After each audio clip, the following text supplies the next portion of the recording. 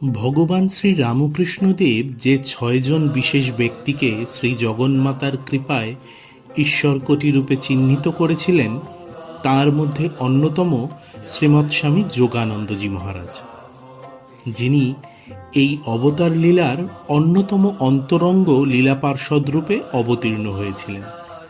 তাঁর পূর্বাশ্রমের নাম যোগীন্দ্রনাথ রায়চৌধুরী।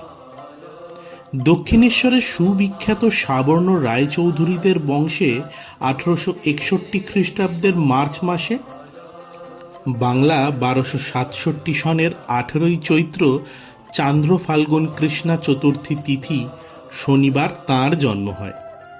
পিতা নবীনচন্দ্র চৌধুরী মহাশয় নিষ্ঠাবান ধার্মিক ব্রাহ্মণ ছিলেন এবং পূজা ও ধ্যানাদিতে অনেক সময় অতিবাহিত করতেন। পিতা তাঁকে আগরপাড়া মিশনারি বিদ্যালয়ে ভর্তি করে দিলেন। বিদ্যালয়ের পাঠে নিরত থাকলেও দক্ষিণেশ্বরের কালী মন্দির সংলগ্ন উদ্যানের সন্নিকটেই তাঁর গৃহ অবস্থিত থাকায় তিনি প্রায়ই সেখানে ভ্রমণ করতে আসতেন। বিশেষত ধর্মপ্রাণ পিতা পুষ্পচয়ন ও গঙ্গা স্নানাদির জন্য প্রত্যহ রানী রাসমণির দেবালয়ে যাতায়াত করতেন। এইরূপে দক্ষিণেশ্বর মন্দিরের সাথে তাঁর আশৈশব সম্বন্ধ ছিল। তিনি শ্রী রামকৃষ্ণের নামও শুনেছিলেন এবং তাকে দেখবার ইচ্ছাও পোষণ করতেন, কিন্তু স্বভাবসুলভ লজ্জা ঘনিষ্ঠতার পথ রুদ্ধ করে রাখত। কেশবচন্দ্রের প্রবন্ধাদি পড়ে যোগীন শ্রী রামকৃষ্ণের দর্শনে উৎসুক হলেন। একবার কালীবাড়ির উদ্যানে ভ্রমণ করতে করতে তার একটি ফুল পাবার আকাঙ্ক্ষা হল এবং সম্মুখেই অতি সাধারণ পোশাক পরিহিত একজনকে দেখে ভাবলেন, এই ব্যক্তি নিশ্চয়ই বাগানের মালিক। সুতরাং ফুলটি তুলে দিতে তাকে আদেশ করলেন। আদিষ্ট পুরুষ অম্লান বদনে তুলে দিয়ে চলে গেলেন। এরপর একদিন যোগীন দেখলেন এক গৃহে বসে বহু ভদ্রলোক নিবিষ্ট মনে সেই পূর্বদৃষ্ট মালির বাণী শুনছেন, আর উপদেষ্টা অবিরাম তত্ত্বকথা বলে যাচ্ছেন। এতে তিনি যুগপৎ বিস্ময় ও লজ্জায় অভিভূত হলেন। তার বুঝতে বাকি রইল না যে দক্ষিণেশ্বরের লোকেরা যাকে পাগলা বামুন বলে, কেশবচন্দ্র যাকে পরমহংস শ্রী রামকৃষ্ণ বলে প্রচার করেন, ইনিই তিনি। মনে শতই প্রশ্ন আসলো, পাগল যদি হন তবে এত লোক কেন? ঔৎসুক্য জাগরিত হওয়ায় কি প্রসঙ্গ হচ্ছে জানার জন্য তিনি আরও এগিয়ে ঘরের দরজার পাশে স্থান গ্রহণ করলেন। যোগীন মৌন বিস্ময়ে কাষ্ঠবৎ বাইরে দণ্ডায়মান। এমন সময় ঠাকুর একজনকে আদেশ করলেন, বাইরে যারা আছে তাদের ভেতরে নিয়ে এসো। বাইরে যোগীন ছাড়া আর কেউ ছিল না। আহত হয়ে তিনি ভিতরে এসে বসলেন। প্রসঙ্গান্তে দুরাগত ভক্তেরা চলে গেলে শ্রীরামকৃষ্ণ যোগীনের কাছে আসলেন এবং সস্নেহে তার পরিচয় জিজ্ঞাসা করলেন। পরিচয় পেয়ে তিনি আনন্দের সাথে বললেন, তবে তো তুমি আমাদের চেনা ঘর গো। তোমাদের বাড়িতে আমি তখন কত যেতুম, ভাগবত পুরাণ প্রভৃতি শুনতুম। তোমাদের বাড়ির কর্তাদের ভিতর কেউ কেউ আমাকে বড় যত্ন করতেন। তারপর উপস্থিত সকলের নিকট যোগিনের পরিচয় প্রদান সূত্রে তিনি বললেন, এরা দক্ষিণেশ্বরের সাবর্ণ চৌধুরী। এদের প্রতাপে সেকালে বাঘে গরুতে একসঙ্গে জল খেত। এরা লোকের জাত দিতে নিতে পারতেন। জানাশোনা হলো, বেশ হলো, এখানে যাওয়া আসা করো।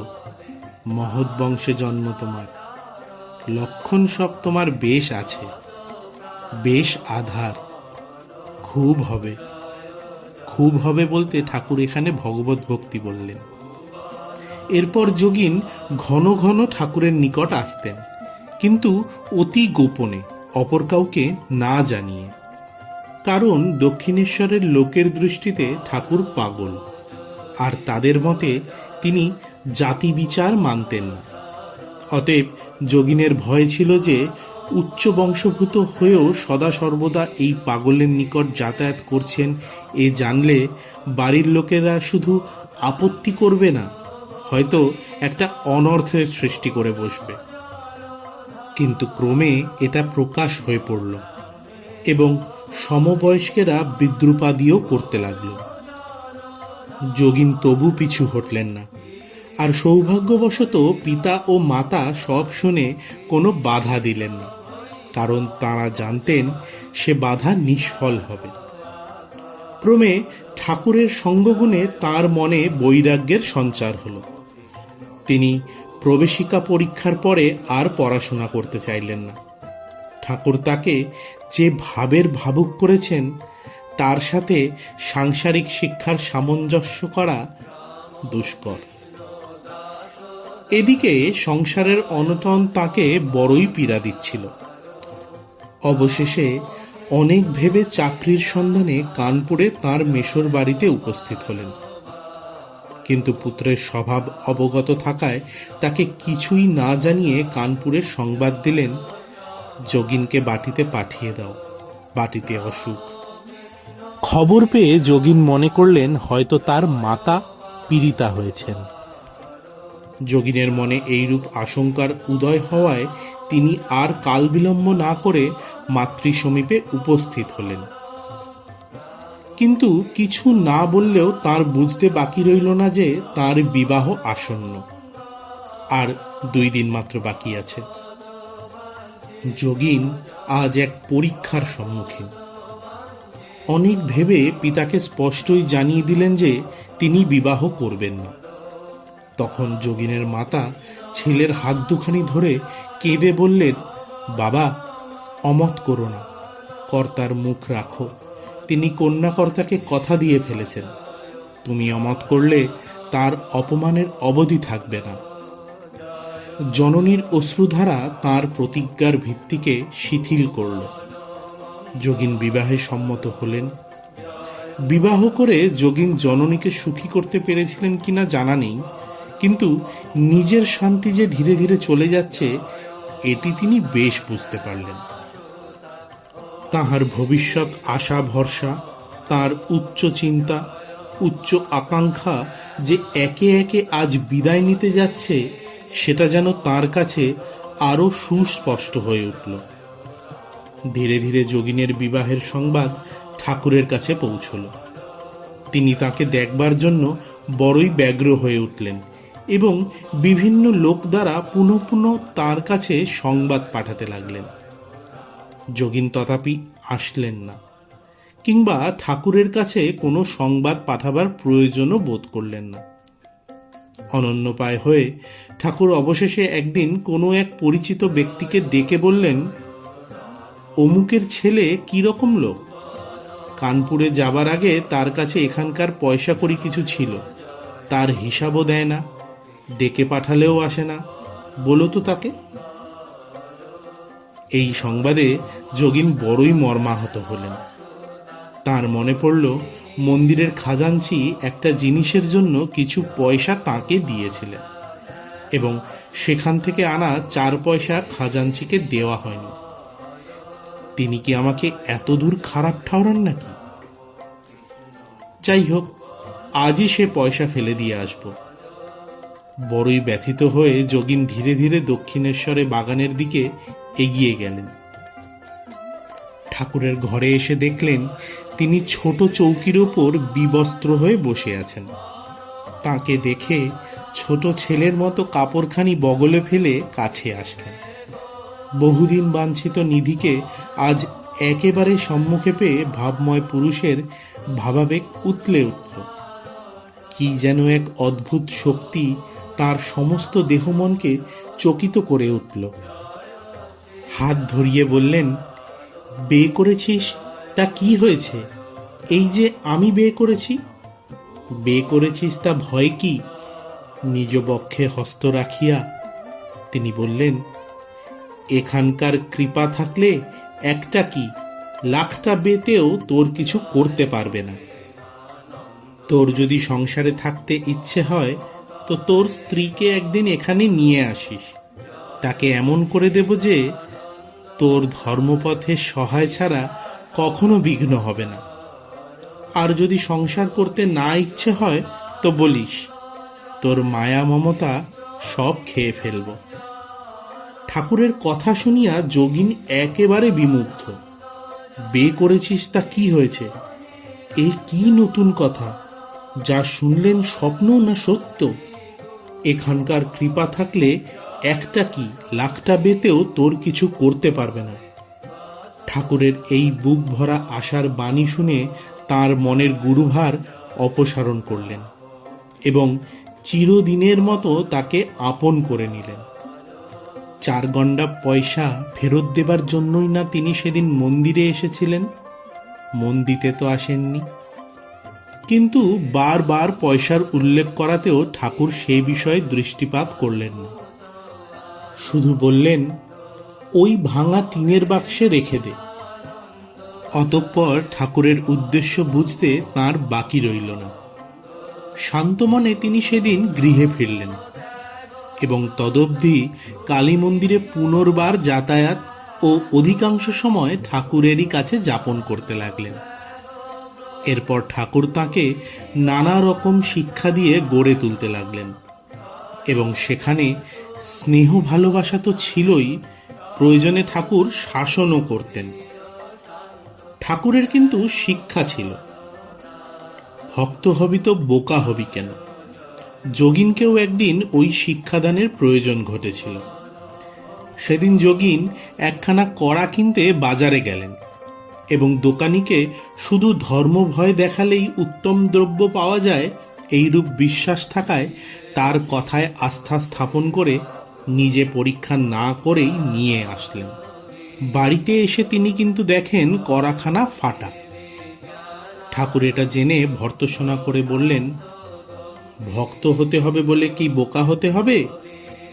দোকানি কি দোকান ফেদে ধর্ম করতে বসেছে যে তুই তার কথায় বিশ্বাস করে কড়াখানা একবার না দেখেই নিয়ে চলে এলি? আর কখনো ওরূপ করিস না। কোনো দ্রব্য কিনতে হলে 5 দোকান ঘুরে তার উচিত মূল্য জানবি। দ্রব্যটি নেবার কালে বিশেষ করে পরীক্ষা করবি। আর যেসব দ্রব্যের ফাউ পাওয়া যায় তার ফাউটি পর্যন্ত না গ্রহণ করে চলে আসবি না। আরও একদিন কলকাতা থেকে দক্ষিণেশ্বরে ঠাকুরের কাছে আসবার জন্য যোগিন অপরাপর যাত্রীদের সাথে নৌকায় উঠেছেন। আরোহীদের মধ্যে একজন ওই কথা জানতে পেরে ঠাকুরের সম্পর্কে বিরূপ মন্তব্য করতে থাকল। ওই কথা শুনে তিনি বড়ই দুঃখিত হলেন, কিন্তু তার স্বভাব শান্ত, সেই জন্য কোনো কথার প্রতিবাদ না করে চুপ করে রইলেন। তার ধারণা ছিল কত লোকে কত কি বলে, তা বলে ঠাকুরের মতো মহান ব্যক্তির কোনো কিছু এসে যায় না। এটি শুনে ঠাকুর তাঁকে বললেন, আমায় অযথা নিন্দা করলো আর তুই কিনা তা চুপ করে শুনে এলি? শাস্ত্রে কি আছে জানিস? গুরু নিন্দাকারীদের মাথা কেটে ফেলবে অথবা সে স্থান ত্যাগ করবে। তুই মিথ্যা রটনার একটাও প্রতিবাদ করলি না। আবার ঠাকুরই কিন্তু এই একই ঘটনার জন্য নিরঞ্জনকে ভর্ৎসনা করেছিলেন, কারণ তিনি নৌকার মধ্যে এই ধরনের বিরূপ মন্তব্য শুনে নৌকা ডুবিয়ে দিতে গেছিলেন। এখান থেকে বোঝা যায় শ্রী রামকৃষ্ণের শিক্ষার কি অপূর্ব মাধুর্য। তিনি ছাঁচ অনুসারে গড়ে তুলেছিলেন তাঁর পার্ষদদের এবং পরবর্তীকালে তাঁরা জগতের বুকে যেন একটি আধ্যাত্মিক স্তম্ভরূপে জগৎকে এক নতুন দিশা দেখিয়েছেন। এরপর ধীরে ধীরে ঠাকুরের গলরোগের সূচনা হতে থাকে। তাকে শ্যামপুকুরে, পরে কাশীপুরে আরোগ্য লাভের জন্য নিয়ে আসা হয়। এখানে নরেন্দ্রনাথের নেতৃত্বে যে সেবক মণ্ডলী ঠাকুরের সেবায় নিয়োজিত ছিলেন তার মধ্যে তিনি অন্যতম। বরাবরই যোগীন্দ্রনাথ শারীরিকভাবে সুস্থ ছিলেন না। কাশীপুরেও কয়েকবার অসুস্থ হয়ে পড়েন, যার জন্য স্বয়ং ঠাকুর উদ্বেগ প্রকাশ করেন। এরপর ঠাকুরের মহাসমাধির পক্ষকাল পরেই শ্রী শ্রী মা 15ই ভাদ্র বৃন্দাবন যাত্রা করলেন। সঙ্গে গেলেন যোগিন, লাটু, কালী, গোলাপমা, লক্ষ্মী দেবী ও নিকুঞ্জ দেবী। পথে বৈদ্যনাথ, কাশীধাম ও অযোধ্যা দর্শন করে বৃন্দাবনে কালাবাবুর কুঞ্জে উপস্থিত হলেন। পথে ট্রেনে যোগিনের ভীষণ জ্বর হয়। যতক্ষণ হুঁশ ছিল ততক্ষণ তিনি কেবলই ভাবছিলেন কি করে এদের বৃন্দাবনে নামাবো। এই সময় তিনি দেখলেন যেন ঠাকুর স্থির হয়ে বসে আছেন এবং নিকটেই বিকটাকৃতি জরাসুর। সে বলছে, তোকে দেখে নিতুম, তা পারলুম না তোর গুরু পরমহংসদেবের জন্য। তোকে এখনই ছেড়ে দিতে হচ্ছে। যাক, এই বেটাকে অর্থাৎ লাল কাপড় পরা এক স্ত্রী মূর্তি দেখাইয়া এই বেটাকে রসগোল্লা দিস। ভোরেই জ্বর সেরে গেল। পরে জয়পুরে দেবাদি দর্শনকালে কোনো এক মন্দিরে পূর্ববর্ণিত মূর্তি দেখে তিনি সব কথা যোগিনমাকে জানালেন। সৌভাগ্যক্রমে কাছেই রসগোল্লার দোকান ছিল। দেবীকে ভোগ দেওয়া হইল। ওই দেবী হয়তো শীতলা। হয়তো ঠাকুরের কৃপায় সে যাত্রা যোগিন বসন্ত রোগ থেকে রক্ষা পেয়েছিলেন। বৃন্দাবনে যোগিনকে এক বিশেষ ইষ্টমন্ত্রে দীক্ষা দেবার জন্য মা ঠাকুরের নিকট আদেশ পেলেন। তখনও পর্যন্ত তিনি কাউকে দীক্ষা দেননি, এমনকি 2-3 জন ব্যতীত ঠাকুরের অপর সন্তানদের সাথে কথাও বলতেন না। তাই প্রথমে ওই আদেশকে মনের খেয়াল ভেবে তিনি চুপ করে রইলেন। কিন্তু পর পর 3 দিন ওইভাবে আদেশ পেলেন। তাই যোগিনকে জিজ্ঞাসা করে জানলেন যে ঠাকুর তাকে একটা কিছু বলবেন, এইরূপ ভাব প্রকাশ করেছিলেন, কিন্তু বলে যাননি। অধিকন্তু তিনিও শ্রী শ্রী মায়ের মতো মন্ত্র গ্রহণের আদেশ পেয়েছেন। তখন মা একদিন পূজাকালে ভাবাবেশে তাহাকে আহ্বানপূর্বক দীক্ষা দিয়ে ঠাকুরের আদেশ পালন করলেন। বৃন্দাবন থেকে ফিরে তিনি অপর গুরুভ্রাতাদের মতো বরানগর মঠে সন্ন্যাস গ্রহণ করে স্বামী যোগানন্দ নামে পরিচিত হলেন। তিনি তপস্যায় এবং প্রব্রজায় বের হলেও দীর্ঘকাল বাইরে থাকতে পারেননি। শ্রী শ্রী মা 1888 খ্রিস্টাব্দের মধ্যভাগে বেলুড়ে নীলাম্বর বাবুর বাগানে বাস করতে আরম্ভ করলে তিনি তার সেবকরূপে মায়ের সেবাভার গ্রহণ করলেন। বাস্তবিক তিনিই ছিলেন মায়ের প্রথম সেবক। শ্রী শ্রী মাকে স্বামী যোগানন্দ আজীবন সেবা করেছেন। বেলুড়ে, বাগবাজারে অথবা বাংলার বাইরে যেখানে যেখানে শ্রী শ্রী মা গেছেন সেখানেই তিনি তাকে ছায়ার মতো অনুসরণ করেছেন। মা জগদ্ধাত্রী পূজা করতে জয়রামবাটি যেতেন। পূজায় অনেক বাসন মাজতে হতো তাকে। যোগানন্দ মহারাজ নূতন নূতন কাঠের বাসন কিনে দিয়ে মাকে বলেছিলেন, তোমাকে আর বাসন মাজতে হবে না। জগদ্ধাত্রী পূজার ব্যয় নির্বাহের জন্য তিনি 3 বিঘা জমি কিনে দিয়েছিলেন। কেউ কখনো তাকে পয়সা কড়ি দিলে তিনি জমিয়ে রাখতেন মায়ের তীর্থযাত্রায় ব্যয় নির্বাহের জন্য। যোগিন মহারাজ শ্রী শ্রী মাকে জগৎ জননী রূপে পেয়েছিলেন আর জেনেছিলেন যে তিনি তাঁর শ্রীচরণে নিজেকে সম্পূর্ণ ঢেলে দিয়ে নিশ্চিন্ত হতে পারেন। মায়ের প্রতি তাঁর অগাধ বিশ্বাস ছিল। যোগিনের যেমন মাতৃভক্তি, মায়েরও তেমনি সন্তান বাৎসল্য। তার সম্বন্ধে মা বলেছিলেন, যোগিন কৃষ্ণ সখা গান্দেবী অর্জুন, ধর্মরাজ্য সংস্থাপনের জন্য ভগবানের নরলীলা সাথী হয়েছে। যোগানন্দজি মাকে একখানি লেপ তৈরি করিয়ে দিয়েছিলেন। তা ব্যবহার করতে করতে তা ব্যবহারের অযোগ্য হলে জনৈক ভক্তকে তুলাটা পিঁজিয়ে ও নতুন খোল দিয়ে মা সংস্কার করে দিতে বললেন। কিন্তু পরে বললেন, না, লেপটা নিয়ে গিয়ে কাজ নেই। ওই লেপ যোগিন দিয়েছিল। দেখলেই যোগিনকে মনে পড়ে। আরও একবার যোগানন্দের দেহত্যাগের দীর্ঘকাল পরে বলেছিলেন, যোগিনের মতো আমাকে কেউ ভালোবাসত না। স্বামীজির সাথে তার সম্বন্ধ ছিল বড়ই ঘনিষ্ঠ, বড়ই প্রেমপূর্ণ। 1897 খ্রিস্টাব্দে স্বামীজি আমেরিকা থেকে ফিরে আসলে যোগানন্দজি অগ্রণী হইয়া তার অভ্যর্থনার ব্যবস্থা করেন। এর আগে স্বামীজি আমেরিকায় থাকাকালে কলকাতাবাসীরা টাউন হলে যখন তার সাফল্যের জন্য অভিনন্দন জ্ঞাপন করেন, তখনও স্বামী অভেদানন্দের সাথে মিলিত হয়ে তিনি সমস্ত আয়োজন করেন। স্বামীজি রামকৃষ্ণ মিশন প্রতিষ্ঠার পর তাকেই তার সহসভাপতি পদে ভূষিত করেন। 1895 থেকে 1897 খ্রিস্টাব্দ পর্যন্ত তার প্রেরণা, উদ্যম ও উদ্যোগে দক্ষিণেশ্বরে বেশ ঘটা করে ঠাকুরের জন্মোৎসব হয়। 1898 খ্রিস্টাব্দে কর্তৃপক্ষের সাথে মতভেদ হওয়ায় তিনি বেলুড়ে দাঁদের ঠাকুর বাড়িতে বিরাট উৎসব করেন। বেলুড় মঠ আজ যে স্থানে প্রতিষ্ঠিত, সেই স্থান অনুসন্ধানের পিছনেও তার অবদান অপরিসীম।